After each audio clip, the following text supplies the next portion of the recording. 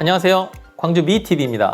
오늘은 비타민 D가 임신에 어떤 좋은 역할을 하는지, 시험관 할 때 혈중 농도가 특정 수준 이하로 감소할 경우 어떤 악영향을 주는지, 임신 후 어떤 종류의 기형 예방을 하는지 등에 대해 알아보도록 하겠습니다. 의학적인 연구에 의해 규명된 것들을 토대로 어느 정도 수준이면 치료가 필요한지에 대해서도 정확히 알아보도록 하겠습니다. 먼저 비타민 D는 유전자의 약 10% 정도의 발현과 기능에 영향을 주는 엄청난 물질입니다. 그렇지만 오늘은 주제에 맞게 임신과 시험관하기 등에 한해서 말씀드리겠습니다. 이 비타민은 사실 비타민은 아니고 스테로이드 호르몬의 일종인데요. 종류는 비타민 D2와 D3로 나눌 수 있지만 하는 일은 거의 같다고 알려져 있습니다. 비타민 D는 장에서 칼슘이나 마그네슘, 인산철, 아연 등의 흡수를 증가시키는 역할을 하고요. 이를 통해서 뼈 건강, 즉 골격 형성에 매우 중요한 역할을 하게 됩니다. 비타민 D는 여러 종류의 유제품에서 얻어지기도 하지만 대개는 충분한 햇살에 노출될 경우 피부에 있는 콜레스테롤에 의해서 합성되게 됩니다. 즉 햇빛에 많이 노출되면 저절로 생긴다고 이해하시면 되지만 아이러니하게도 요즘은 태양에 너무 노출되면 피부암의 위험성이 증가해서 의사들도 그 적당함의 한계를 알지 못해서 애매한 경우가 많고, 한 연구에 따르면 미국 여성의 절반 이상이 비타민 D 부족 현상을 겪고 있다고 합니다. 저희 병원에서도 비타민 D 혈액 검사를 해보면 거의 3분의 2는 정상 수치보다 낮게 나오는 것 같습니다.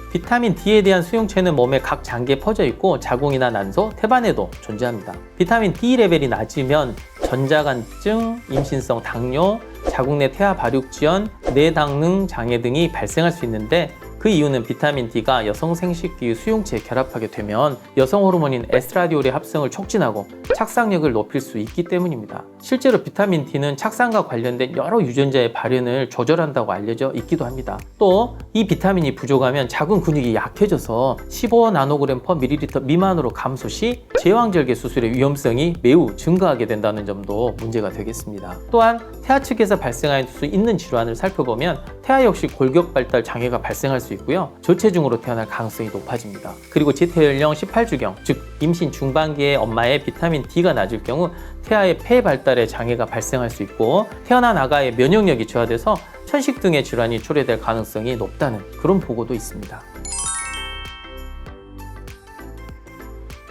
네, 맞습니다. 캐나다에서 이루어진 전향적 연구를 살펴보면 173명의 여성이 시험관하기 시술을 했는데 비타민 D가 75나노몰/리터 초과군에서는 임신율이 52.5%였고 그 이하군에서는 34.7%로 통계적으로 유의하게 초과된 군에서 높았다고 보고하였습니다. 단위가 다르기 때문에 저희 병원에서 쓰는 단위로 연구한 휴먼 리프로덕션 학술지에 발표된 연구 결과를 살펴볼게요. 하나의 배아를 이식하는 시험관하기 시술을 시행한 388명의 여성을 대상으로 비타민 D의 농도를 검사한 결과 컷오프 밸류는 20나노그램/ml였고 초과군에서는 이하군보다 통계적으로 유의하게 임신율이 높았고요. 연구는 다른 변수나 바이어스를 모두 제거해서 유일하게 독립적으로 영향을 주는 단 하나의 요인을 비타민 D로 조절해서 연구를 진행하였습니다. 그래서 결과가 매우 정확하다고 주장하였습니다. 마지막으로 다른 연구 결과 하나 더 살펴보면 지금 나오고 있는 영문 토픽의 하단 글처럼 서브그룹, 즉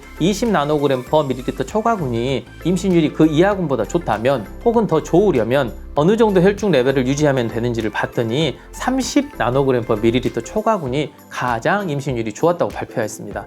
그래서 저는 임상 현장에서 30나노그램/ml 미만인 환자에게는 일괄적으로 비타민 D를 처방하고 있습니다.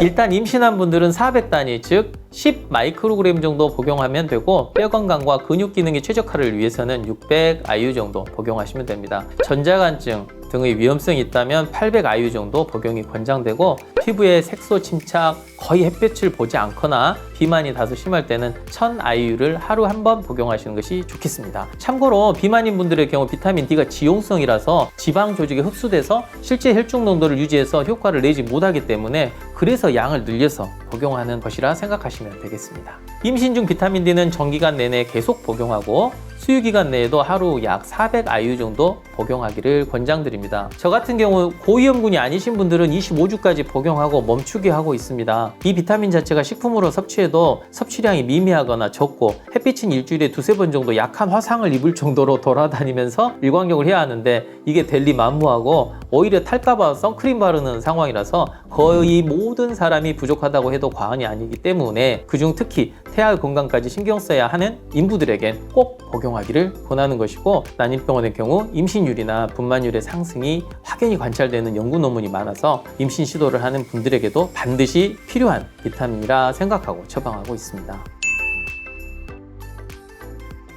오늘은 비타민 D에 대해서 알아보았습니다. 마시는 비타민이 캡슐형보다는 부형제가 없어서 첨가물질의 부작용이 덜하고 마시는 것이라 더 복용도 쉬우리라 생각합니다. 주사제도 있는데요. 주사제는 사람에 따라 엉덩이 주사를 맞고 한 달 정도 지나서 심한 종창이나 섬유성 종괴가 발생하는 경우를 여러 번 제가 보고 나서 그 후 저 같은 경우는 이제 다시 사용은 안 하고 있는 상황입니다. 그럼 지금까지 영상 시청해 주셔서 감사드리고 다음 영상에서 뵙도록 하겠습니다. 감사합니다.